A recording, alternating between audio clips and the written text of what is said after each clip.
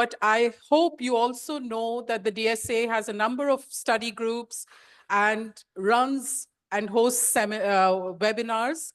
Please do look at our website to see what other things we do offer. Literally, this is just a welcome to all of you. I also wanted to thank the University of Bath for hosting us and the scientific committee, of whom 2 members are with us today, for organizing what I think will be a really exciting session, set of sessions really. We have 74 panels, so it's actually a lot. This year, Nella up front was complaining that it's too many, but that's a measure of our success. So there we are. So thank you very much. I'll pass over to Aurélie. And hello, everyone. I'm Aurélie Charles, co-director of the Center for Development Studies, hosting this conference together with Mihika Chatterjee here. Very warm welcome from the University of Bath. We would like to thank the DSA Council for agreeing to have the conference in Bath, because CDS is having its 50th anniversary this year. So thank you very much. If you want to learn a bit more about who we have a stand outside, and you'll see the wonderful work that our membership is doing. Have a few more thanks before I hand to Mihika. First of all, in terms of our university, we've received massive support from our faculty and our dean, Deborah Wilson, our head of department, Monica Greco, in terms of allowing financially for some of our colleagues here to come. So a massive thank you to our faculty and our department. I'd like to thank also, of course, the Nomad IT team, who's doing an excellent job every year at the DSA conference. And thank you for pushing us with email throughout the year. I think they've been really helpful. Thank you very much to the Nomad IT team. Thank you to our many volunteers, student volunteers. We have about a team of 40 plus volunteers. If you have any issues, they have, I think, a great T-shirt. Some of them are here. So thank you to our student volunteer. And then finally, thank you to the local organization committees, the local scientific committee for helping us to create this wonderful event. So thank you. Mika, I'll pass it now to you. Talk about the theme that we've been looking at and choosing for this year. Can you hear me? Okay, so since we propose the conference theme of navigating crisis, dangers and opportunities, the dangers we sought to address have metastasized in ways few had anticipated. Human lives have been decimated and degraded in Palestine, Syria, Sudan, Haiti, and Ukraine, to privilege a few devastations. In the West, we have seen the rise of military Keynesianism, a shift of public spending on defense at the cost of social and welfare infrastructure that makes life just about possible for many. There has been a redoubling of authoritarianism, right-wing populism, and fascism, both in the global North and the South. And despite the swell of these dangers across the North and South divide, to talk about crisis and opportunities in any meaningful way is to center and highlight the unequal terms in which they are constructed, experienced, and addressed, both in our theories and practice. Our plenaries and selected panels this year take on the challenges of these escalating dangers in at least 2 ways. First, by adding specificity to the term crisis, poly or otherwise. Several discussions, we hope, will ask whose crisis, where, and how.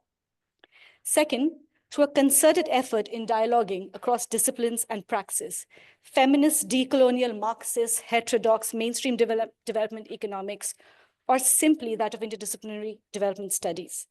The aim here is not just to contribute to ongoing debates on the future of development studies, but also to keep engaging new and creative tools from diverse experiences of development practice, including activism, arts, and the development profession. To this effect, many of the panels, no doubt, will be invigorated by the work of early career researchers and PhD students. We start, however, by locating hope, which is an excruciatingly demanding task as we witness a televised genocide in Palestine, where in excess of 55,000 Palestinians have been killed, where 2.1 million face food shortages, and 500,000 are already at the brink of starvation. It is demanding, but necessary to locate hope that is critical, not metaphorical, and grounded in resistance that is radical and liberatory. And with that intent, I'd like to invite our Center for Development Studies colleague, Professor Anna Dinerstein. Anna is chair of political sociology and critical theory here at the Department of Social and Policy Sciences, University of Bath, and co-founder of Decolonizing Knowledge Research Cluster here at the department. Anna has written extensively on labor subjectivity, labor utopia, social movements in Latin America, Bloch's philosophy of hope, critical and decolonial theories, and is a leading female scholar of open Marxism. Among her inspiring books is her 2017 monograph entitled The Politics of Autonomy in Latin America, The Art of Organizing Hope, which has brought to our understanding important connections between theory and the reality of social movement activism in Europe, Latin America, India, and USA. The stage is yours, Anna, to facilitate this opening exercise in locating hope. Thank you.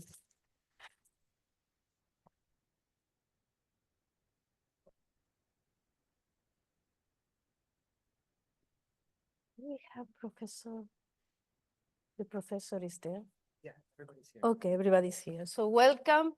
Thank you very much, Mihika, for your generous words. I am a member of the Center for Development Studies, but also, as Mihika just said, of the center, hopefully, research hub of decolonizing knowledge in research, teaching, and practice. And I want to welcome to this conference, and I'm really thrilled to be chairing this panel on hope and crisis, which are pretty much the two key words of my work. And I think, as Mihika just said, what we need is the warm stream of, we said Marxism, this is Bloch, but it could be of development studies vis-a-vis the cold. The cold would be the description of all these disasters, the political economy, the statistics, but the warm stream brings hope, brings solidarity. We will hear about this, brings a lot of things that make us human. So what I'm going to do is to introduce the speakers. The first speaker is Professor Cecilia Adomako Ampofo. I am sure you know her. She's a professor of African and Gender Studies at the Institute of African Studies at the University of Ghana. And she has a strong focus on intersectionality, gender, race, and culture. Her scholarship integrates critical theory with artistic expressions, highlighting the transformative power of the arts in advocating marginalized voices. Her area of interest include African knowledge systems, especially decolonizing knowledge and praxis, higher education, race and identity, gender relations, recently masculinities, and questions of the aesthetics of popular culture as expressed in art, music, the built environment, and so forth. You can read her CV on the conference website.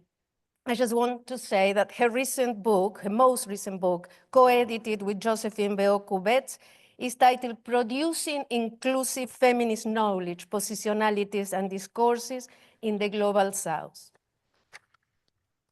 Our second speaker, in no particular order, is Jean Dreze, also very well known by the Development Studies Association. He studied mathematical economics at the University of Essex and did the PhD at the Indian Statistical Institute in New Delhi. He's taught at the London School of Economics and at the Delhi School of Economics, and is currently visiting professor at Ranchi University. He has made wide-ranging contributions to development economics and public policy. His interests include rural development, social inequality, elementary education, child nutrition, healthcare, employment guarantee, and economic democracy. His books include Hunger and Public Action, co-authored with Amartya Sen, An Uncertain Glory, India and Its Contradiction, also with Amartya Sen, and Sense and Solidarity, Sholawala Economics for Everyone. He's also active in various campaigns for economic and social rights in India. So before we start, I would like to ask the usual, please switch off your phones or put them in plane mode, airplane mode. And each speaker will present their keynotes for 20 minutes, and then we will have plenty of time, something like 30, 40 minutes for questions. Online, Sebastian here will help me with the questions online and in the room. Just mainly for early career and students, just try to make a note and write down your questions. So when you pose your questions, you will be very focused and to the point, and we can have as many questions as we can. And as chair, I will try that all of us share the same amount of time. So, shall I introduce Professor Adomako Ampofo? Oh, can you hear us? I can hear you loud and Hi, clear. we can see you very well. Sorry, let me Can you just put- Yeah. let me just spotlight you. Okay. Let me say something. Do you have any presentation? Nope. Okay. Okay. We can see you very well. Yes. Excellent. Can see One you. more thing. So the title of her presentation will be Surprising Joy in Times of Crippling Fear. And I will not say much, you have the abstract, but only to say that we talk about hope, but obviously joy is the much needed ingredient, Akosia says, to banish the feelings of hopelessness that fueled by our current political situation and economic situation. So thank you very much for being here. The floor is yours. 20 minutes, I will let you know when you have 5 left. Okay, thank you. Thank you very much. And good morning from Accra. And thank you to the organizers and everyone who's reached out to me. I'm sure there are a number of people in the background that I didn't speak to, but who have made all of this possible. And of course, I'm also honored to be on this panel with Jean Dreze. I don't know if I pronounced the name correctly. Forgive me if I did not. So, surprising joy in times of crippling fear. Yeah, as I grappled with how to begin my remarks, I was thinking, should I have a pithy quote, a humorous anecdote, a quirky fact, maybe some profound analysis? So there's always that risk when you submit an abstract long before, and then the time comes to deliver, and it's like, oh, how do I stitch all those things that I promised together? And maybe a little bit of imposter syndrome comes to mind. Anyway, because mental health is so much in our conversations these days, and so also then the subject of mindfulness, something which I had practiced without knowing that it had a name for many years.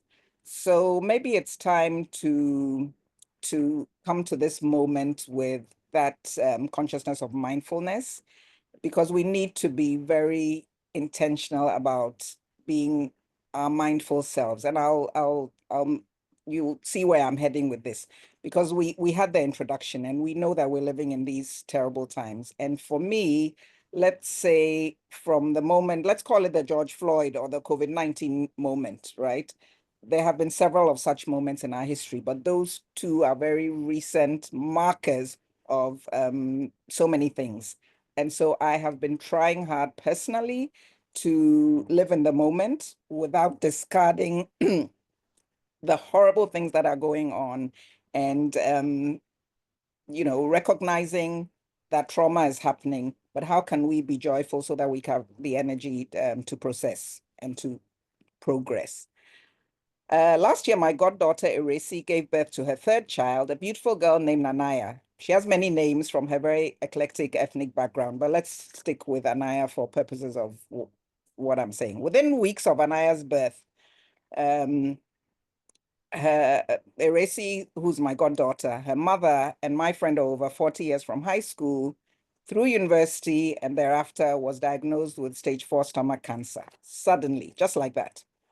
Yes, she had had lupus, and yes, she had just had shingles, but stage 4 cancer, a few months later, Arabna was her name, had transitioned this world. Too many hearts were broken, and I have now become one of Anaya's surviving grandmothers. She's 9 months old, epitomizes joy, her open smile and delightful laughter, her fresh and wholesome scent. You know that baby smell, the softness of her tiny fingers when she grips mine. Her mother, Eresi, will randomly send me a picture of Anaya, and even though I know she's delightful, I'm always surprised at how surprised I am by joy.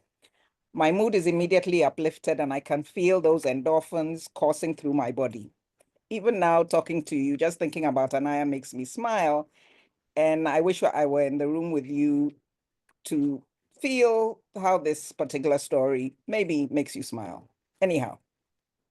So in the academic, policy, and activist spaces that I inhabit, I usually ask the question, how?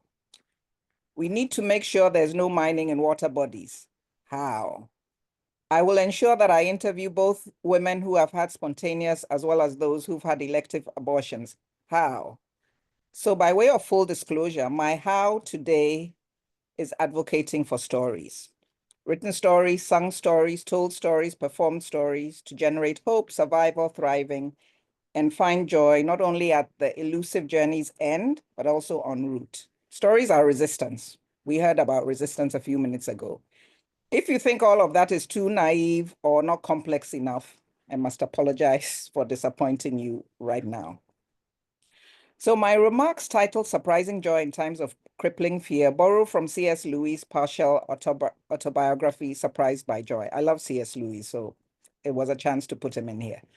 I seek to show both how the advent of joy can surprise us when we least expect it, the extraordinary power of joy in defeating fear, and the engendering of overcoming joy through our stories. However, Lewis also reasons, and I quote, I call it joy, which is here a technical term and must be sharply distinguished from happiness and pleasure. Joy, in my sense, that is Lewis' sense, has indeed one characteristic and one only in common with them. The fact that anyone who has experienced it will want it again. I doubt whether anyone who has tasted it would ever, if both were in his power, exchange it for all the pleasures in the world. But then joy is never in our power, and pleasure often is. Pleasure is transient, circumstantial, but I would argue that joy can be in our power. It's the much needed ingredient to banish the feelings of hopelessness fueled by our current social, political, environmental uncertainties and insecurities. Justifiably, we feel sad, angry, frustrated, helpless, fearful, hopeless. There are enemies of progress out there manufacturing chaos, uncertainty, news, and stories to engender fear. Fear in its various guises can paralyze us, dim our prospects, and even dictate our futures. However, joy is not engendered in a vacuum. It is planted, nurtured, and thrives in community and solidarity, as Bell Hooks emphasizes. We are here in community. So that's the second thing I want to underscore, that our stories engendering joy can and must be built in community if they are to be sustainable. So I ask, how can our intellectual and creative practices contribute to banishing fear, creating community healing, and eliciting the envisioning of joyful hope? And I suggest how therapeutic narratives can be activated via the philosophical and ethical regimes of African cosmologies of human, familial, celebratory interconnectedness. And forgive me as I simplify for the purposes of time. Akan cosmology's human-centeredness is built on a taken-for-grantedness of Onyame, the name for God used in everyday discourse.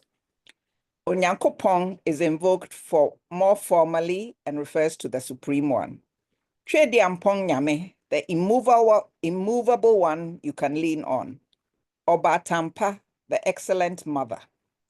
Osajefo, the one who takes us out of war. And Osahene, the general of all the troops. All these references are in community existence and survival, even as Oketechie, the one who covers your back, and Asomdwehene is our king of peace, enabling peace even between the bitterest of enemies. So I would argue that my ancestors have always called up this creator and sustainer who enables us to thrive and have joy in our relationships with each other and all living things. However, whether one believes in a creator or not, the experience of joy itself can be recognized and appreciated across belief systems and engendered therapeutically through our stories. I submit that an appreciation of multiple cultural viewpoints, the interplay between them, and understanding of the political dynamics and historical context that inform and reflect our perceptions and practices can be intentionally employed in our storytelling to engender joyful connections with humans and other living beings, and in that process, overcome fear. So a word on therapeutic narratives and the therapeutic intellectual. And for that, I borrow from Jean-Pierre Bekolo, who's a scholar and a creator of films from Cameroon. So back to Anaya. Anaya has two older siblings, Ava aged 5 and Jamal 3. Like all humans, they have their moments of crisis. For example, a hotly contested argument about who gets to play the parent and who has to be the child during playtime. Or more related to our theme today, there's a major crisis when Ava wields a scary prognosis about future events, maybe at school the next day, that causes fear to take hold of Jamal. In our home, we have a stash of my now adult daughter's favorite children's books that we kept for exactly times like these. Ava and Jamal need only be installed in the sofa with me, deep in cushions and blankets, one on each side of me, their tiny legs barely dangling over the edge of the sofa, the mere anticipation of the story driving all the anxiety away. Then we begin the journey to Storyland together, our small team of 3 joining a diverse, proactive cast. And before the evening is over, all is forgiven, fear is gone, the delightful peal of children's laughter bounces across the walls, and hugs and snacks are shared. Across generations and societies, practices of love of neighbor and the sharing of hope have continued despite experiences of grave injustices and insidious wickedness. And I'm thinking here particularly of works by Wangari Maathai and Maya Angelou. And of course, we know that there are thousands. Further, survivors of the most egregious crimes have not only sought personal healing, but they have worked in solidarity with others who are hurting and even extended forgiveness to their oppressors. While not always obvious, the dispensation of justice continues, albeit not necessarily through systems of state justice, as Desmond Tutu argued from apartheid South Africa, and certainly not in the US right now. So as development practitioners, as folks in the knowledge business, how can our intellectual and creative practices contribute to community healing and the envisioning of hopeful futures? How can we be storytellers who activate visions of the possible, horizons that bring hope beyond our immediate realities? Writing about African decolonial cinema, the Cameroonian filmmaker Jean-Pierre Bekolo, I just quoted, emphasizes the therapeutic potential of immersion in an imaginary world and the power of Afrofuturism. However, the future story can only be built on a dependable past, not simply going back for lost ideas. Rather, we are seeking where the story was truncated and we pursue creative continuation. So that truncated story also needs to be replaced, not replaced. In Antilles of the Savannah, Chinua Achebe describes the place of the storytellers. They are more than historians. They are visionary creators of futures, he argues. They return the story's trunk back on its stump and reinterpret the story to heal and to advance vision and purpose. How have African societies chronicled stories of hope and human kindness? What can we explore? What therapeutic narratives for the future can be distilled from our philosophies and our stories?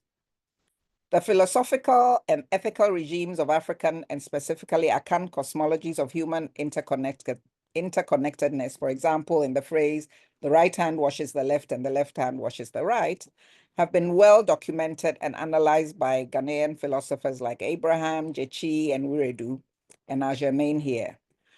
Drawing on the wisdom in Akan Edinkra symbols, such as Funtung Funefu, Denchin Funefu, crocodiles who share a stomach. So there are these brass weights that are very popular that were used as gold weights to weigh gold in transactions. And there are thousands of symbols. And this one is a picture of two crocodiles who share a stomach. Now, this embodies interconnectedness and the ethical obligations we share. We register philosophies and practices of shared humanity and kindness through these proverbs and stories, such as of the famous Anansi the spider. For example, we can understand the practice of the shared stomach of the crocodiles through the politics and arts of our everyday lives, the rites of passage, birth, marriage, death, etc., and shared laughter and tears that define our encounters, and the simple rituals led, accompanied, and concluded in stories that recognize others as human. I stop at the traffic light, I catch the eye of the local trotro driver, local buses next to me. We share a greeting and an innocuous comment. We smile. In that brief encounter, you can bet we both create and carry a story along long after the light turns green. Take our marriage ceremonies. Very complex, lengthy, can take over days. We narrate the joy of the couple. We offer advice. We build community, and stories are interwoven into these experiences that are remembered long after the occasion. The more wholesome, the more anecdotal, the more humorous, the more wise the storytellers representing the families of the two couples are, the more memorable. But while our stories, our societies are also, of course, patriarchal, and there's also abuse in marriage. So I'm not trying to romanticize this, just to use these as an example. Several cities have been providing colonial and slave narrative tours to educate.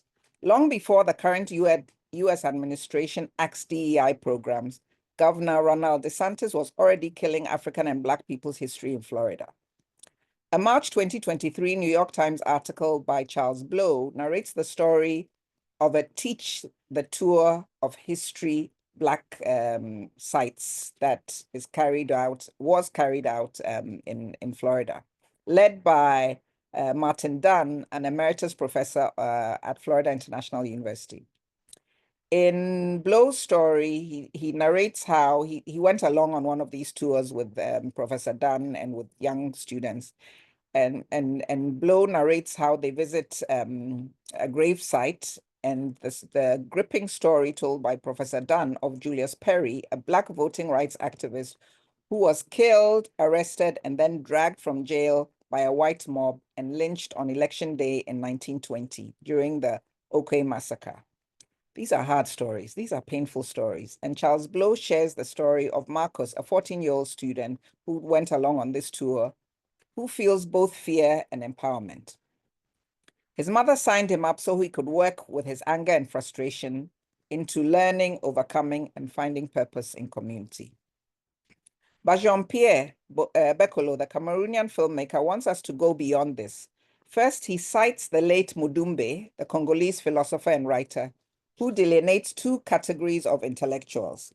For example, he talks about, and I'm reading from Bekolo right now, the priestly intellectual who interprets like priests. And then we have the prophetic intellectuals who are giving us that story that we can look forward to and who disrupt knowledge. These are the kinds of intellectuals that Bekolo wants us to look forward to. And he asks, what if we were to embrace a pull model according to the constructive and prophetic model of being a storyteller, where we collectively assemble essential knowledge of the field, facilitating the transformation of our society? This model would predominantly emphasize collaboration. Then in discussing post-colonial theory, he argues that it is structured around an accident and hence its grip of fear. His illustration might be applicable to much of our work today, and allow me to quote from him at length.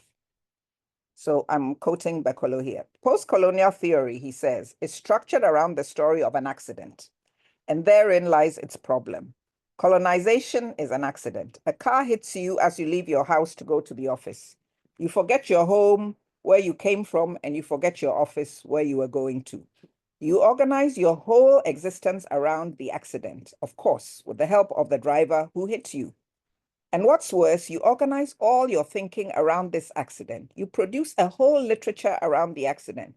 You create universities around the accident, and you start doing theses on the accident. You've forgotten the house you came from and the office that you went to. I think you get the point that he's making. He is not dissing the decolonial and post-colonial theory. I engage in that myself, but he is asking us to get out of that place of crippling fear and to move into spaces where we become the disruptive and the radical owners of our narrative. Take Bell Hook's engaged pedagogy. It includes many elements: vulnerability, authenticity, mutual empowerment, challenging traditional structures that restrict self-actualization. And I want to emphasize this aspect of her engaged pedagogy, which is centering lived experiences that are articulated and valorized, our stories. Collective activism and collective stories. The Ghanaian feminist theologian Amba Messi-Oduyoye and Nobel laureate and ecofeminist Wangari Maathai both offer us opportunities for learning from women's collective activisms that are engaged in what both of them, in different words, refer to as a theology of relationships for common good around causes that may not even directly affect them, and thus brings humans closer to representing the creator, they both argue. Yesterday, I was at a film show lauding the work of Professor Jima Bwedi, who has been a democracy struggler in Ghana for the past 50 plus years or so. And later at the event, I went to say hi to him. He's in his wheelchair. He's still an activist. And just listening to, the story about him and those he's worked with, so empowering. So empowering, especially for younger people. And to do a little self-promotion plug here, in 2022, myself and Kate Skinner at the University of Bristol now co-produced a film called When Women Speak, directed by Aseye Tamaklo, that also chronicles the stories of women activists who at the time I interviewed them were in their 60s, 70s, and 80s. And again, this film, it's on YouTube, free, has been so empowering for younger people for whom many of these stories have been excised, and that's another story. In all of this, multiple, and I will be coming to close very soon. In all of this, multiple cultural viewpoints will emerge and must be respected. In When Women Speak, the film that I just spoke about, several women underscored that there's too much hardship in the world to focus on individual or even group issues alone. We talk about intersectionality, and it must count for something, even if some have tried to demonize Kimberly Crenshaw. You have 5 minutes. Sorry to interrupt you. Thank you. It is so sad to see people who coalesce around, say, the rights of queer people, fighting bitter wars over the horrors of the Israeli war on Gaza, and sad attempts to equalize. While it is true that two things can be true, it is not true that they are both necessarily equally significant or equally significant at a particular point in time. So our struggles must intersect, even if we have personal ideological differences. The Ghanaian British philosopher Kwame Anthony Appiah's ideas on cosmopolitanism, and Ugandan feminist Sylvia Tamale's work on decolonization and Afrofeminism both advocate for an appreciation of multiple cultural viewpoints, the interplay between them, and an understanding of the political dynamics and historical context that inform and reflect our perceptions. In her book, Decolonial Feminisms, Tamale demonstrates how racialism, capitalism, patriarchy, homophobia, and all the rest of these enduring hierarchical relations are deeply intertwined and mutually reinforcing. She also goes beyond deconstruction to reconstructing and talks about acknowledging the necessity of how these colonial legacies can be dismantled and reconstructed today. And she talks about reclaiming African humanity, reasserting self-determination, not just about undoing, but about actively creating emancipatory stories. And of course, she gives us an Afrofeminist lens, which is central to her work, and gives us a number of ingredients of this practice that we can employ as we tell our stories. As far as Kwame Anthony Appiah is concerned, let me quote from Cosmopolitanism, Ethics in a World of Strangers. Each person you know and can affect is someone to whom you have responsibilities. To say this is just to affirm the very idea of morality. The challenge then is to take minds and hearts formed over the long millennia of living in local troops and equip them with ideas of institutions that will allow us to live together as the global tribe we have become. He critiques the tendency to emphasize differences and divisions between groups, arguing that this focus hinders ethical engagement and cooperation in a globalized world, and of course advocates for cosmopolitanism, an ancient philosophy. For example, our obligations to strangers, right? And who do we consider strangers? And here's his how. His how emphasizes the importance of conversations as a means of navigating ethical dilemmas and building a more inclusive world. He acknowledges the importance of both universal moral principles and the unique values and traditions of different cultures, arguing that a cosmopolitan approach must find a way to balance these two. And there are things that we can critique about this text, but I've picked what I need for today. So in conclusion, we need our stories to circumvent the gatekeepers and fabricators of false histories. Chronicling stories of hope and joy isn't merely an act of reflection, of shouting, or of personal catharsis. It's a profound and potent strategy for dismantling fear. Fear can be overcome by intentionally seeking out, documenting, and sharing narratives that uplift and inspire. Our testaments to resilience, connection, and the sheer human capacity for finding light even in the darkest corners. When we choose to focus on these narratives, we are not ignoring the difficult realities of the world. Instead, we are actively shifting away from a constant diet of anxiety and toward a richer, more nourishing perspective together. It reminds us of our collective strength, seeing how others have navigated challenges with grace and determination, thereby fostering a sense of solidarity and empowerment. It rewires our brains for optimism. Psychologists tell us that regular exposure to positive experiences and outcomes can literally change our neural pathways, making us more predisposed to see possibilities together rather than pitfalls. And finally, it fuels action over paralysis, and we need action more than anything right now. Fear often leads to inaction. Hope, however, fueled by joy, is a catalyst for engagement, innovation, and positive change. When we believe in the good, we are more likely to contribute to it. It gives us the joy to chronicle hope and to work in solidarity. And I thank you very much.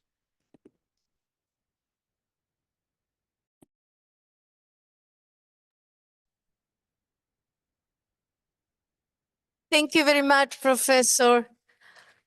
I appreciate that we kept the 20 minutes plus.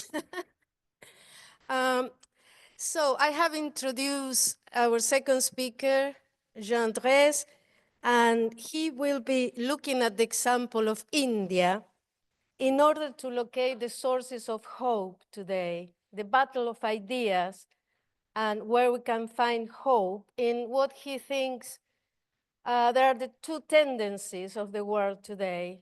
One is what we see with the example of Gaza, the solidarity around it, and the other, as he says in his abstract, is the bunch of billionaires wrecking the planet and destroying people's lives. So where is hope in all this? So if we put Jean on the screen. Jean? He was there. Yeah, yes, can you hear me? Hello. Yes, we cannot see you though, unfortunately. Can't see you. You can see me? No. I'm not sure it's going to work then. I thought it was because of the connection not being open that I can't be seen. Oh. I'm very sorry about this. Don't I'm worry. I'm using a friend's computer, so I don't even know how to fix this. Can I talk from a black box? Yeah. Can he help him? What will it be? No. Yeah. Yes, We of can- course. yes, we Or can hear take just a fine. couple of minutes to see whether you can sort it out. There's no problem. Jean, you could yeah. try maybe going to your bottom left corner where there is video. Yeah. Can you Yes, see? yes. If you Yes, I click can see that. if you click the arrow, does Yeah. it give you multiple options? Yes, yes, it does. Maybe try clicking different options. That might No, help. there's only one. There's only one option. There's only one. Yeah, Well- I'm very sorry. Then I'm afraid there's not much we can do. Okay, all right. I Eh. do apologize. So, thank you very much for inviting me. I'm very happy to be with you today, if only virtually and if only in the dark. And I'm also very happy to be in the same panel as Akosia, whom I consider as a kindred spirit, even though we have never met. I've been asked to say a few words about hope in a time of crisis. This is obviously not a simple task. Not only are we facing multiple crises today, these crises also tend to feed on each other. The resurgence of war, the destruction of the planet, the growth of inequality, the rise of intolerance, the decline of rational discourse are all interconnected. So it's not easy to find a way out of this morass. So where shall we look for hope in this deranged world? Paradoxically, we can find some among the most deprived and oppressed people on earth, the people of Gaza. I cannot help beginning with a few words about Gaza in any case, because of the enormity of what is happening there, and also because the destruction of Gaza is a symbol of the multiple crises we are concerned with in this conference. The facts of the Gaza genocide are well known, and I don't think we should be afraid to call it a genocide, at least not if we are literate enough to read the definition of genocide in the Genocide Convention. For almost 2 years now, the people of Gaza have been mercilessly displaced, bombed, starved, terrified, and deprived of essential medical care. More than 50,000 people, mainly civilians, have been killed, and many more are grievously wounded. Countless children have been shot, dismembered, burnt alive, or buried under the rubble. Some of them had to be amputated without anesthetics. About 200 journalists and more than 1,000 health workers have been killed. Schools, hospitals, mosques, and universities have been razed to the ground. Today, the entire population of Gaza is on the brink of famine. All this was intended, planned, announced, and live streamed. None of these atrocities moved the world's powerful countries to lift a finger in defense of the people of Gaza. On the contrary, many of them, led by the United States, threw their weight behind Israel, arming it to the teeth, parroting its propaganda, sharing intelligence, and suppressing protests at home. In the process, the governments of these countries performed a gigantic striptease. All their pretenses of respect for human rights, civil liberties, international law, and popular sentiment went by the window, leaving them stark naked in their colonial and racist skins. I am sorry to say that the government of India, where I live, did no better. Not so long ago, the Indian government was seen by Palestinians as one of their reliable supporters. Today, it is hand in glove with Israel. The reasons are not far to seek. India depends heavily on Israel for military and surveillance technology. There are also deep commercial ties between the two countries, especially, but not only in the defense sector. The Indian government has actively supported Israel's assault on Gaza in many ways, for instance, by subsidizing joint ventures in the defense sector, by sending Indian workers to Israel in the replacement of Palestinian workers, by casting an abstention vote in several UN resolutions critical of Israel, and by suppressing public protests against Israel in India. According to the International Court of Justice, complicity with genocide means, I quote, it means that some positive action has been taken to furnish aid or assistance to the perpetrators of genocide. A list of governments, businesses, and institutions that are guilty of complicity with the Gaza genocide in that sense is likely to take many pages. Even silence in this situation can be construed as a form of complicity in a wider sense. Why then am I saying that Gaza is one place to look for hope? Because the people of Gaza have given us an immensely inspiring example of courage and solidarity. Hundreds of Palestinian journalists have risked their life and often lost it to report the truth. Doctors and nurses continued to treat the wounded even as bombs were raining around them. Relief workers worked around the clock to provide people with a semblance of shelter and food. Ordinary civilians helped each other to pull people out our bodies from under the rubble. The other day, a mother who had lost all her children even risked her life to fetch food for other children. It is another matter that the people of Gaza may start turning on each other soon as famine intensifies. In the last stages of a famine, people stop being able to see beyond their own hunger. The same mother who risked her life to feed hungry children may start snatching food from them. For all we know, the real purpose of Israel's blockade may be to incite Palestinians against each other. Meanwhile, the spirit of solidarity is still alive. The same spirit animates demonstrations of solidarity with the people of Palestine around the world. From Amsterdam to Cairo and New York to Chennai, there have been plenty of protest camps, marches, rallies, statements, boycotts, blockades, strikes, sit-ins, teach-ins, break-ins, hunger strikes, relief efforts, and a brave aid ship. This wave of popular support is another source of hope, and indeed, it makes a big difference. There is a sharp contrast between this spirit of solidarity and the selfish behavior of the billionaires who recently took control of the United States, the world's richest and most powerful country. After taking charge, they immediately started redesigning public policies and institutions in their own interest, or rather in the interest of their class, the super rich.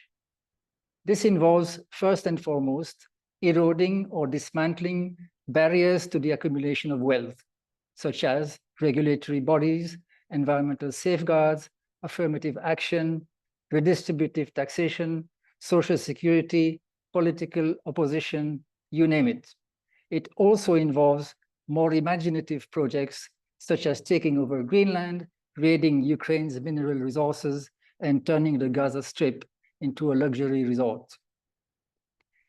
It is not an accident that values of compassion and solidarity are found in Gaza, while the opposite values prevail at the other extreme of the spectrum of power.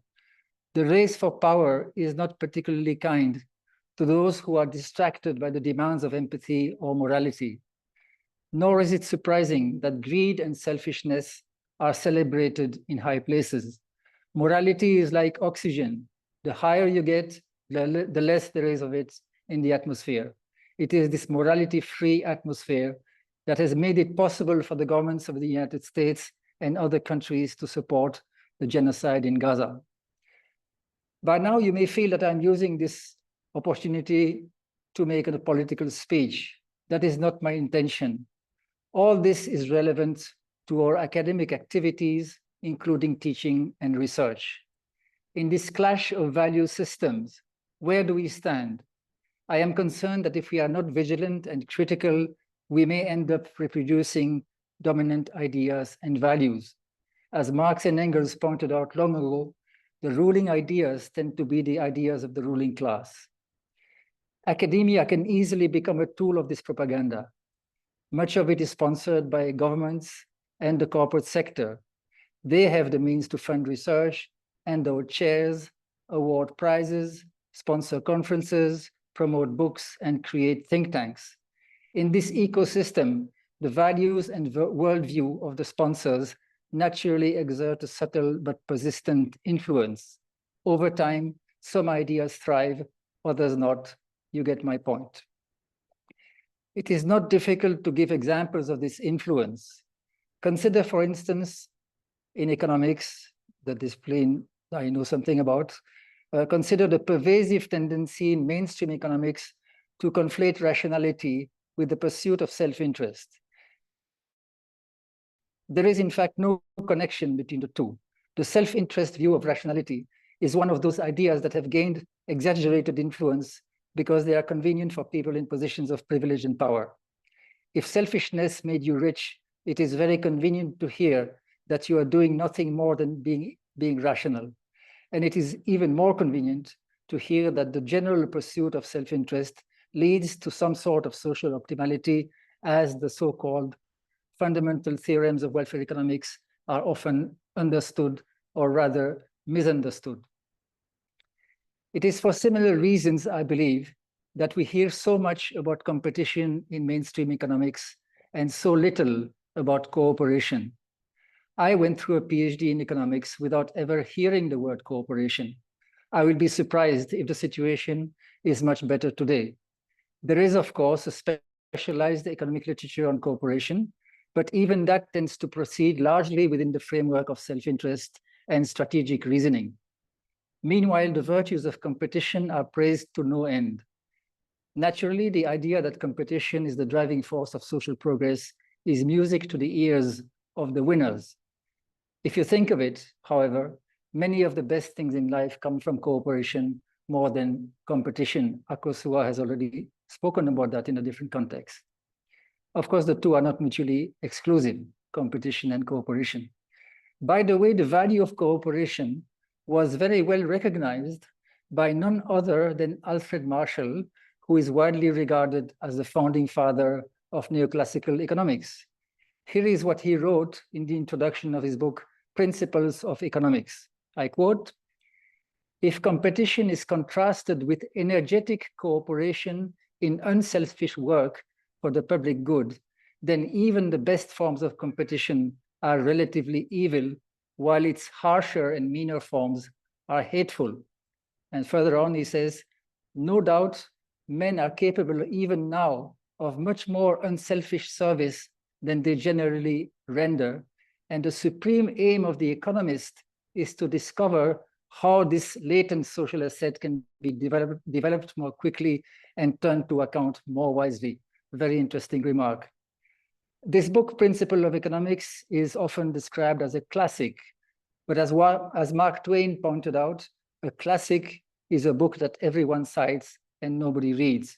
Is it an accident that some of Marshall's essential ideas have been embraced and others forgotten? I doubt it.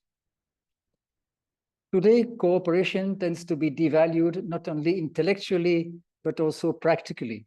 The capitalist system stifles cooperation, but by turning us into alienated workers, passive consumers, and divided citizens. Intellectual and practical devaluation reinforce each other. Even then, cooperation is all around us. India would not have achieved independence without a mass cooperation effort, ironically called the non-cooperation movement at times, but it was based on cooperation and solidarity. India also owes its constitution to the historic cooperative effort of the Constituent Assembly, involving years of respectful debate and mutual compromise. Every few years, India witnesses another great cooperative effort in the form of elections, when millions of people converge to the polling booths, sometimes at great personal cost, knowing very well that their individual vote makes no difference, and yet insisting on playing their part. It is another matter that electoral democracy is a very limited form of democracy, and that democracy in a larger sense is going down the drain rapidly today in India. All this draws our attention to what we miss out for lack of a stronger culture of cooperation. Just to give one example, India is paying a huge price for its rotten schooling system. Imagine what India's schooling system might be like if teachers, parents, and civil servants cooperated to ensure the best possible education for all the country's children. India's schools would be transformed. Given the wide-ranging personal and social roles of school education, this would also change the country and people's lives. Much the same can be said about healthcare, the protection of the environment, the practice of democracy, and much more. Needless to say, international relations could also do with a stronger dose of cooperative spirit. In India as elsewhere, the potential rewards of a stronger culture of cooperation are likely to be large. They would include, for instance, all the benefits attached to a better functioning of public institutions. Perhaps the greatest reward, however, would be a possible expansion of economic democracy. One of the best kept secrets of mainstream economics is that workers don't necessarily need a boss. Many enterprises can be owned and operated by workers themselves with the help of elected managers if need be. This is clear from both theory and experience. Among the most enlightening experiences in this regard is the Mondragon Cooperative, or rather Federation of Cooperatives in Spain. These cooperatives employ more than 70,000 workers. They produce fridges, machines, bicycles, and a wide range of other commodities and services. The federation also includes a cooperative bank and a university. It has already survived for 69 years, and the enterprises are doing well. Another important experience in this regard is the flourishing of cooperatives in the Emilia-Romagna region of Italy. These experiences bring out the importance of a supportive environment for democratic enterprises, including in Mondragon, a bank and a university committed to cooperative values. But they also bring out the immense value of a culture of cooperation and solidarity. In the Basque country, where Mondragon is situated, this culture has deep roots, going back at least to the Spanish Civil War, resistance to fascism, and the assertion of local autonomy. It is perhaps not an accident that Emilia-Romagna in Italy also has a rich history of popular resistance to fascism. Nothing unites people like shared repression, as we are seeing again in India today. Economic democracy and the culture of cooperation are mutually reinforcing. This is an important source of hope in the possibility of a radical expansion of economic democracy. One reason for this complementarity is that the workplace is also a kind of school, a place where people learn certain habits of thoughts and behavior. A democratic enterprise is likely to foster a cooperative culture, just as an authoritarian enterprise promotes a culture of hierarchy and subordination. The last point was nicely made as early as 1792 by Mary Wollstonecraft, who is mainly known as a champion of women's rights, but was also a fierce critic of arbitrary authority in general. Here is what she wrote. Every profession in which great subordination of rank constitutes its power is highly injurious to morality. It is of great importance to observe that the character of every man is in some degree formed by his profession.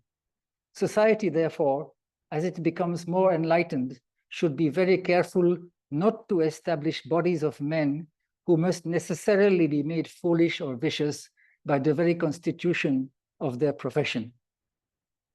I am not suggesting that every enterprise can be owned and managed by workers themselves, but many can, and many more can achieve a higher degree of democratic functioning than they do today. Can you stop you there? Sorry, or a couple of minutes more? Yeah, a couple of minutes is fine. Yeah. Thank you. Okay.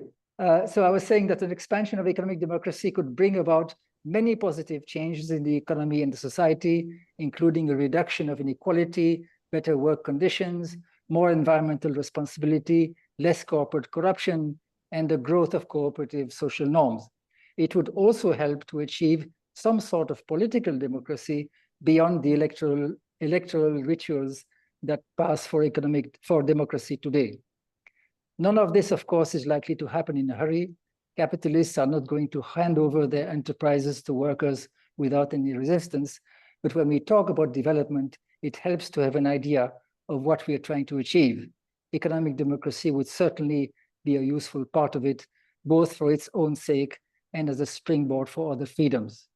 So this is one of my hopes in this time of crisis, that economic democracy and the spirit of solidarity will gain ground side by side and prevail over the forces of oppression and intolerance. If this happens, a lot of other things will change too. I would have liked to share a more cheerful story at the end, but I'm going to skip it since I'm running out of time. I would just conclude by saying that as an action-oriented scholar, in that respect, very much like Akosua, I would like to end by suggesting that the Development Studies Association concludes this conference with a statement on Gaza. I realize that it is not the main purpose of the association to issue statements, but if we are unable to take a position on this, then what do we stand for at all? Thank you. Thank you very much. I apologize once again for the video failure. Thank you. Our ghost speaker. We have a picture of you. I don't know whether you saw it. So you have been here.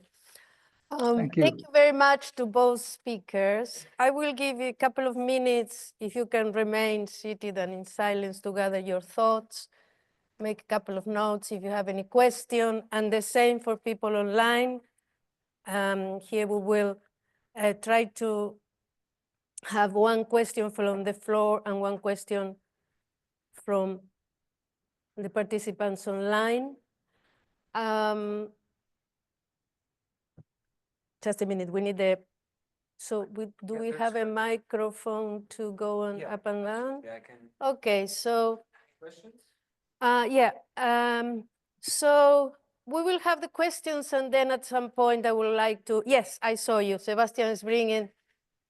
Okay, let me say this first. So we will have the questions, and then we will try to have a kind of closing and a couple of words from the speakers again. So go ahead. I just want to... Can we have the speaker in the screen again? One. Yeah, of course. Yeah, go ahead. Okay, thank you so much for your speech. I am from Palestine. So my question is about not joy and hope. It's about anger and responsibility and active solidarity. Because as a Palestinian, as I define myself, when I say I am an angry Palestinian woman, they told me, oh, Basma, you should not be angry because it's not convenient. And I want to ask about anger in practice, anger in research, and responsibility, not solidarity, because statement is a solidarity. But what Palestinians need, what everyone here needs is an active solidarity, solidarity that brings action. Yes, calling for a statement is important, but actually we saw millions of statements. We need action. So my question is about, really, I need to hear from you about not only hope and joy, but anger. How anger and responsibility and active solidarity can bring hope, can bring joy, and also accountability as well. Thank you so much.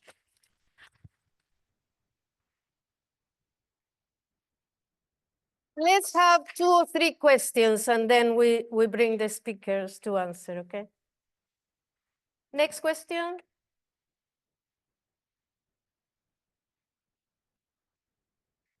Yep. Hi, thank you. I'm a PhD student at the University of Oxford in International Development. My question is to John Dreze. He talked about organizations able to be run by workers themselves by electing managers. But he also mentioned that there are categories of organizations which some can be run this way, but some can't. So if you'd like to elaborate on that what are those kinds of companies that can be run by workers, then I think that would help elaborate the point a little more, that what then can we achieve by organizations running in that model, because that seems like a really essential thing in today's world of capitalism. Thank you.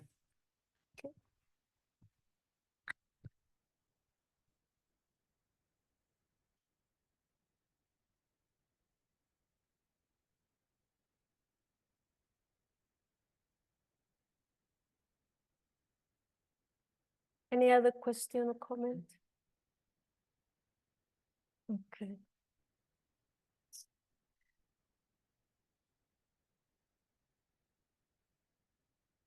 Yes, if I do this and I check the question, so it's okay. So time for a question online. Oh, I will read a comment as well. Anger is powerful, so the question about how to make that anger productive is very important. Thank you. Dr. Dreze, how do you see the possibility for bringing together the political opposition, social movements, and other actors against the right wing in India? Do have any sense that society is more open to such a development given everything that has happened since 2014? I think we have these 3 questions and we can come back to Jean and Professor Ampofo.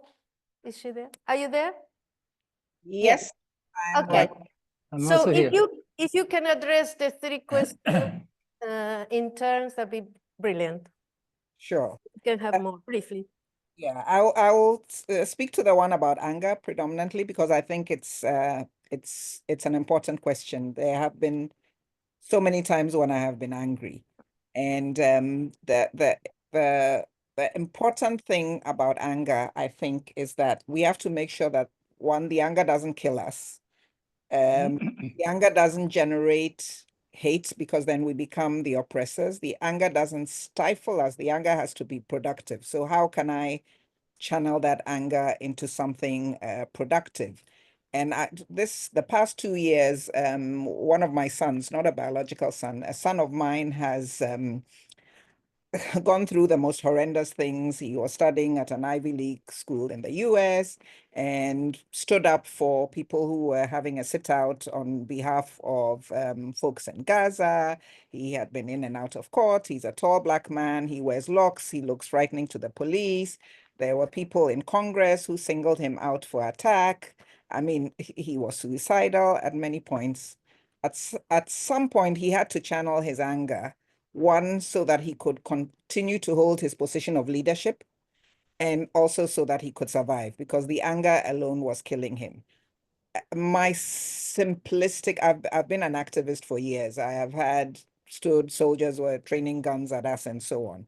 And I will say that in each context, we have to, first of all, very strategically figure out what we can do.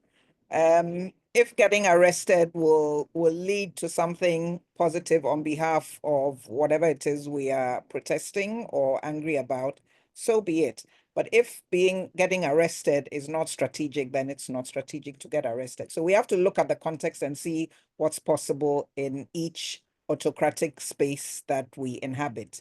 And this morning I've been talking about stories, because whatever kind of narration, whether it's a podcast, whether it's a newspaper article, whether including petitions, I've been looking at petitions and collecting them. And they are really, amazing pieces of work. Sorry for that interruption from a phone call. So theater, cinema, all of these forms of art, I would say, are very creative ways of channeling anger, and they become also very potent in reigniting further creativity, of pulling solidarity along and so on. This may not be a very satisfactory answer, but I would have to say this is what we can do in Ghana, which is where I am. This is what colleagues in Nigeria have done. This is what people sitting in this state in the US can do, but not in this other state, because we also need to live to fight another day. And I just wanted also to say something briefly about right-wing governments, to tie it onto the comment just that I made. It's not just India. I mean, as we look around us, we're seeing right-wingness erupting everywhere, sometimes wearing nice clothes that doesn't look like it's right-wing unless you're paying attention. And again, we have to look at our context to make sure that we can live to fight another day. But I'll end it here and allow Jean to speak specifically to the Indian situation. Thank you very much. Thank you. Okay, so briefly, on anger, I'm completely with the person who made that intervention. It's perfectly understandable that there's a lot of anger among Palestinians. We also feel angry. I feel angry. And I entirely agree also with the need for action, not just words. I mean, I suggested a statement because that's what this particular forum may be able to do. But obviously, we do need action beyond words. In India, we've been trying from time to time to do it. It's not easy because the Indian government clamps down very heavily on any kind of protest against the Israeli government. But I'm completely with the person who said that. In India also, there's a lot of anger, for example, among the Dalits, the former untouchables. They're really very angry because they can feel the weight of centuries of oppression and not much being done today to make up for that. For example, as I mentioned, the schooling system is a complete disaster, particularly for them, when actually they needed the best schooling facilities. So they have a lot of anger, and it's understandable and it's needed, certainly if it leads to some kind of assertion. The question about which kinds of enterprises can be labor managed and owned by the workers, I think the long and short of it, the short answer is that the labor-intensive enterprises are much easier for the workers to manage themselves. The more capital-intensive and the riskier an enterprise becomes, the more difficult it becomes.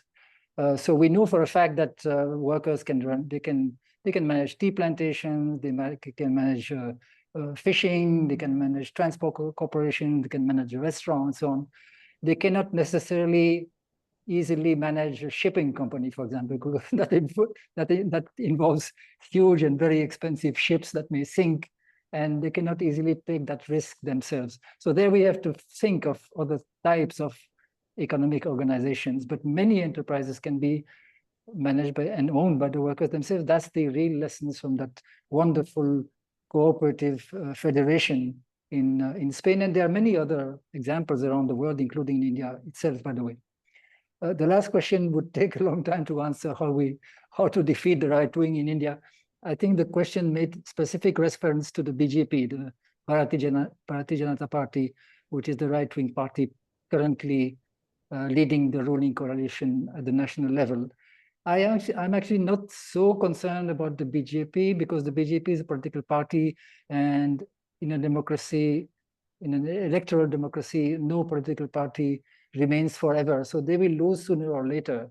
The sooner the better, of course. But I think they will go, or at least they will lose their extraordinary power in due course.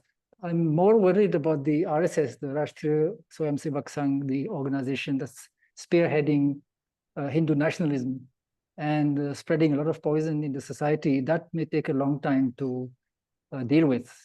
However, at the end of the day, I do have some basic faith ultimately in the good sense of the Indian people. And even though right now it may seem that there's a lot of, for example, anti-Muslim sentiments in India, which has been artificially promoted relentlessly by the RSS, and it may seem like it will not go away. I think it may go away faster than we think. If there's a powerful counter to it, then I think that people might still overcome this. Thank you very much. Oops, thank you. We have time for another round of questions, please. There, thank you. Okay. Thank you. This is Yobacha from University of Bristol. Thank you for both the speakers, but I have a question, both for the speakers, also for all of us here. Within the context of development studies and also with regard to the issues of hope and anger, I really doubt that we have the real space to answer, even to accommodate both questions. Are we really trying to find solutions in the right place?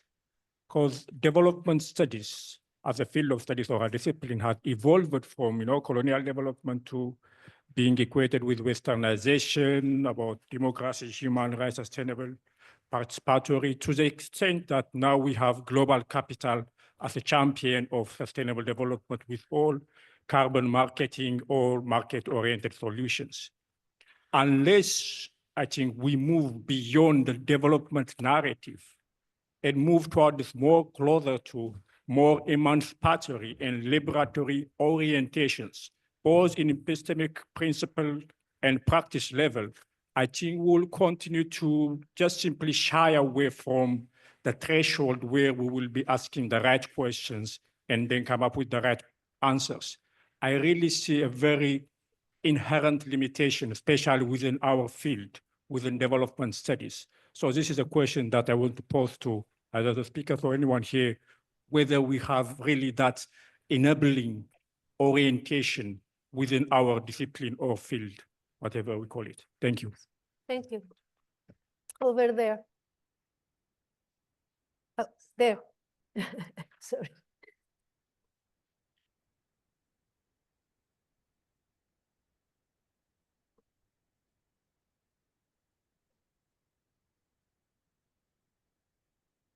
Thank you very much.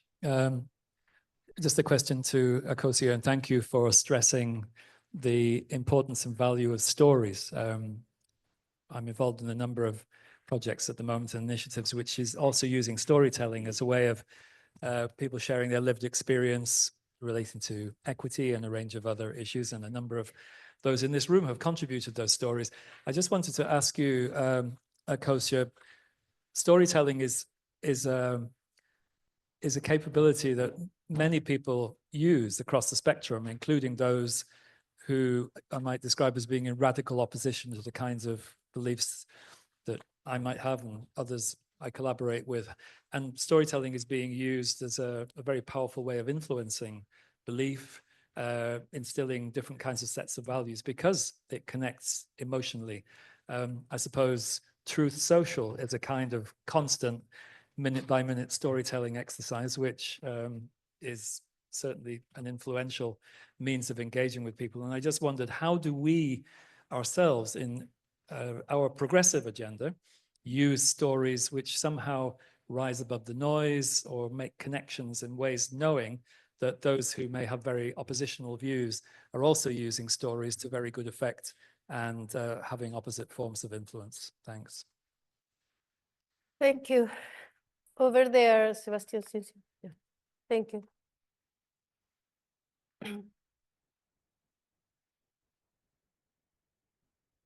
Thank you very much. I would like actually to thank all the speakers for very important points that they mentioned.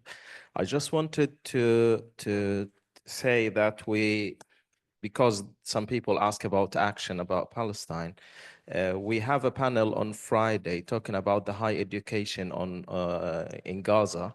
We will have some academics from Gaza, and some of them are inside Gaza, some of them outside Gaza. And also there is a workshop after that to take action. So we'll try to find a way to take action to help the higher education in Gaza.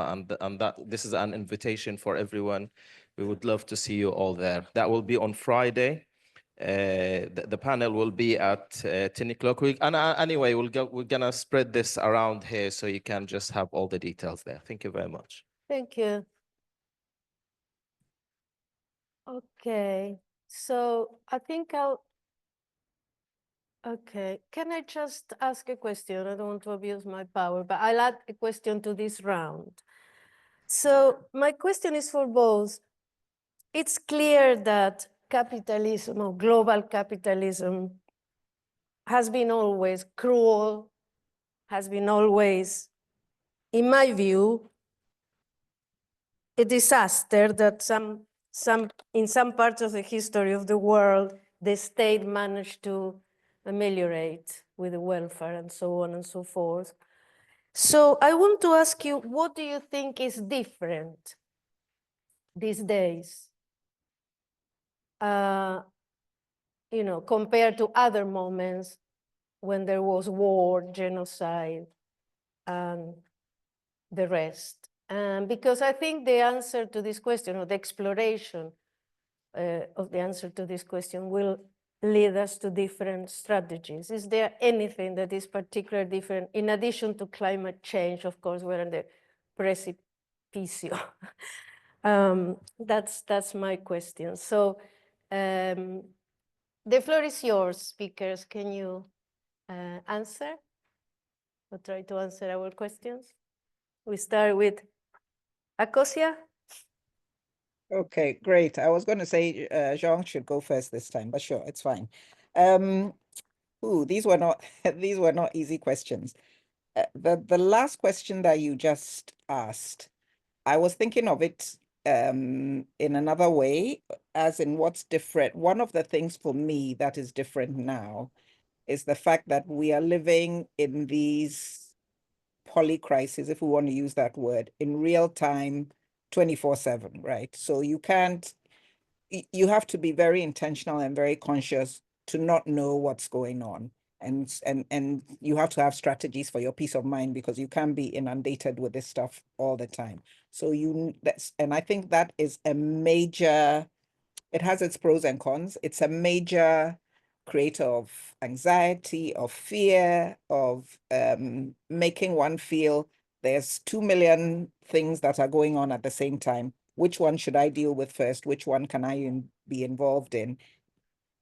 And that's major. But at the same time, because of tech and some of the the bad people who have created the tech and the stuff that we are using, right, there's also the opportunity. And you know, one of our sisters famously said that you cannot dismantle the master's house with the master's tools. And I've thought about that a lot over the years. And I feel like sometimes you can dismantle significant parts of the master's house with the master's tools, because you just got to be smarter than the master, right? And this means that we constantly have to be in the space where we're one step ahead. And it doesn't mean one person has to do this, but in terms of taking action in all our solidarity movements, we share the work. Somebody's doing the posters, somebody's writing, somebody's on the news, somebody's here. So we need to see what our skills are and figure out who can do what with what we have out there. What else is different is that the capitalist enterprise is moving at breakneck speed, because we've got the technology. We can use drones to go and bomb people in Gaza, wipe them out, right? We can do the same in other parts of the world, but we can also use those drones to feed people who are dying. So the speed of the technology, which is not necessarily in itself wicked, but is used for wicked purposes and can be used for good. So the crisis may be more severe. Climate change may be more severe than it was 50 years ago, but the crises, I think, is like we're on a spectrum, and it's not necessarily that they are new. People are wicked, people are greedy, and they'll try to get what they can from you. So I'll leave that at that. And because I just mentioned Gaza, I don't know, for those for myself and Jean, who are not necessarily in all the meetings, I don't know if we can get a link to join that that panel on Friday. And I would be very keen to hear personally, as an African woman sitting in Accra, beyond shouting at my government and signing petitions, what more can someone like myself do? Where can we send money and so forth? Anyway, two other comments. One on the development question, which of course constantly remains a challenge. These concepts, how are they used? What do they mean? How do those of us in the quote unquote post-colony get sucked into, some of these traps? I'm just going to give this as an example. There are two journals that I'm a part of. One is called the Contemporary Journal of African Studies, and the other one is Feminist Africa. Both are open access, both are free, both have resisted up till now using the matrices out there that determine how good you are as a journal. And we still have people who are willing to publish with us. Of course, some of them say their universities will not will not recognize the work they are doing if they are not in a journal that has been valorized by Scopus. And we are saying, well, okay, then, sorry. So this is just an example of a small way of resisting. And finally, the question on stories. I mean, there are so many ways that we tell our stories, and the technology is there.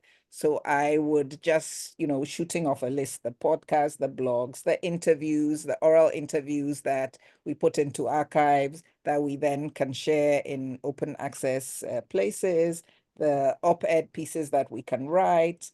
And the technology is much cheaper now, right? So I can just take my phone, come and interview you in real time, sit across from you, or interview you on Zoom, and I can put it out there. So you know, to exploit the technology to get the stories out fast, and they don't have to be of the, you know, the highest quality, right? The highest literary or highest academic quality. We want to make sure that the story is poignant, it's profound, it's truthful, it's as interesting as possible. And again, we collaborate. I've moved into filmmaking now, but I'm not a filmmaker. My daughter has studied screenwriting, so I'm sending her things, and she sends it back to me and says, "You know what? This is for an academic audience. You can't write it that way." Anyway, okay. Point made. I think I'm beginning to ramble, and yeah. Thank you. Jean? Yes. First of all, I'm glad that the session on Gaza has been mentioned, because that session caught my attention when I read the program. The program is very long. I couldn't look at the details of all the sessions, but that session really caught my attention, not just because it's not about Gaza. Gaza is always in my mind, but I could see that it had been thought and planned in a different way and in an action-oriented way. So I found it quite appealing. Unfortunately, I won't be able to join, but I'm glad it was mentioned so that others can join it. The first question I thought was quite interesting. If I understood it correctly, that you know, is development enough, or do we need more than that to face all these crises? I think it's a very fair question. A lot would depend, of course, on what we mean by development. So it's partly a kind of semantic issue. If we think of development as an expansion of human freedoms, as Amartya Sen has proposed, and I think it's a very useful definition, then it would include a lot of things, including emancipation. But I think the way we normally talk about development does leave out a lot of things. If you look at the Indian Constitution and what it promises to its citizens, it doesn't promise development. It promises a society based on liberty, equality, and fraternity and justice. So you could, if you like, think of that as a form of development, but I think it's more than what we normally think about. When we think about development. So I would agree that yes, we need more than development. This is a development studies association. We have our own focus, but it's not everything, certainly. And then the question of what's different today, I think to some extent it's the same things as before. I mean, certainly in India, a lot of the crises that we're facing today have been around for a long time. Some are worse, some are not worse. I think if there's something that, well, one or two things that are different. I mean, one is that the levels of inequality have really gone through the roof around the world, including India. Sometimes I ask my friends the following question. If 100 Indian workers were to work at the minimum wage indefinitely until they have, and save all their wages, until they have accumulated as much wealth as the richest person in India, Gautam Adani. How long would that take? So some people say 100 years, 1,000 years. The highest response so far is 10,000 years. But the correct answer is 1 million years. So it's 100 times more than the highest answer. And that basically indicates that the levels of inequality are just beyond our imagination. We're just not able to grasp how astronomical it is. So that, I think, is something that's different from the recent past, at least. And the other thing that does bother me is the extraordinary levels of manipulation. I mean, propaganda is not a new thing. Noam Chomsky has been writing about it for many decades. But the levels of manipulation, I think, have become extremely worrying. People are bombarded nonstop, sometimes with commercial advertisements, sometimes by government propaganda, sometimes by all sorts of poison on social media. And that kind of undermines the possibility of rational discourse. And that undermines everything else. So that, I think, is not new again, but much worse than before, in extremely worrying. Thank you very much. Okay, I think we have time for one more comment or question, and we will, if we have, otherwise I will close now, just in case someone has a burning question. Maybe someone online? No, think that I no one? No, there are comments and everybody can read them. So I'd like to, a couple of comments, but very, very briefly, because I know we need to close now. Just, I made lots of notes, and I know there will be 2 days to discuss all these issues. Is this one? Yeah. One thing about anger and hope that really strikes me is that sometimes we think hope is that thing that is a wish, a fantasy, or something to wait for. In my work, at least, but I suppose in their work too, hope is action, and anger is part of it. And the Zapatista movement in Chiapas, they talk about dignified rage. And this is what we need to hold on to, because at this particular time, I think the far right is mobilizing hope and anger together into these solutions that they are not solutions, obviously. So how do we differentiate ourselves from them? And I think the Zapatistas talk about dignified rage because it's about dignity as well. And I just wanted to say that, and also that we have talked about different tendencies in the world, and if we are here, we know on what side we are of the discussion. And so I hope that it is possible to continue enabling development studies into this direction. Storytelling has been not degraded, but occupies a place that is not really philosophy, but lots of people have been doing this and trying to push to have this other model that we heard today here. Perhaps this is the model of the future: storytelling, love, cooperation, etc. And so I want to thank our speakers very much for the presentations, and to all of you for your questions and for being here almost until the end, and wish you a lovely conference. Thank you very much.